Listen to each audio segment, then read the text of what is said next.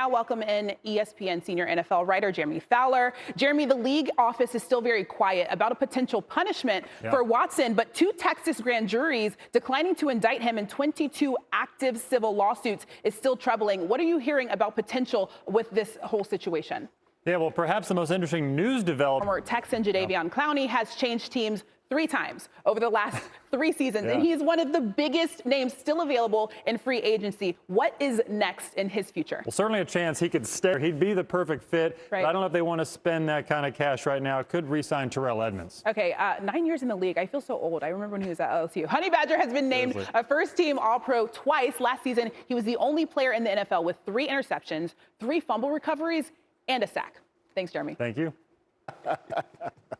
All right, we love March every year because the madness is like a movie. That's why we love sports. So when movies are about sports, they hit even more. Will Smith has never won an Oscar, which is surprising, right? But he is a favorite to win his first for King Richard in his portrayal of Richard Williams, father and tennis coach of Venus and Serena Williams. Here is senior entertainment reporter and host of Anscapes and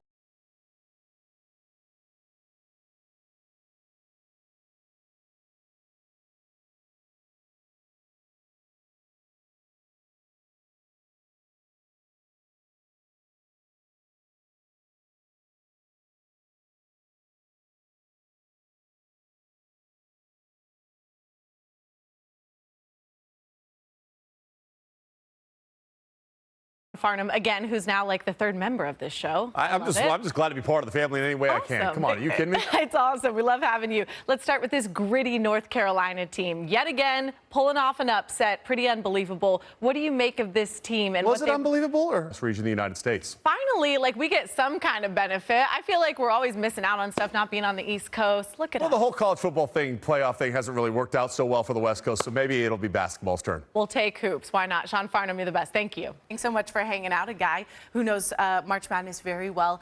So I would say that you should know how to fill out a bracket, right? I saw your Final Four. We all posted all over social media. I'm getting grilled, and I have 3 out of the 4. You have more followers. You have more followers. That's what it means. Chaos and fun, and I love it. It's awesome. And so we're going to keep showing up. We're going to keep trying to do our jobs and just make sense of all this craziness. But appreciate you. We'll see you much later in the show because we got to talk about Friday's games. That'll be a lot of fun, too. Thanks so much, Sean. Not bad. Wow, I was going to say, you played in a couple Sweet 16s, an Elite 8. You know this tournament better than anyone. It's chaos. It's crazy, and it's awesome. We're glad to have you hanging out and breaking it down for us. So let's talk about Duke. They play Cal State Fullerton. That is another 2. Defensively, and can they reimagine who they were back in November when they knocked off Gonzaga back in Las Vegas? Ooh, it's going to be a tough test, and you don't want to be that team that lets Coach K down. No, you don't. You know he wants it the most. It's so awesome. Okay, what matchup on Friday are you most looking forward to? Final Four, and I got a lot of flack from my USC friends being like, you didn't put the Trojans in the Final Four. And listen, I'm keeping it real. I see what you see. We'll see what happens on Friday. Sean Farnham, thanks so much. No worries.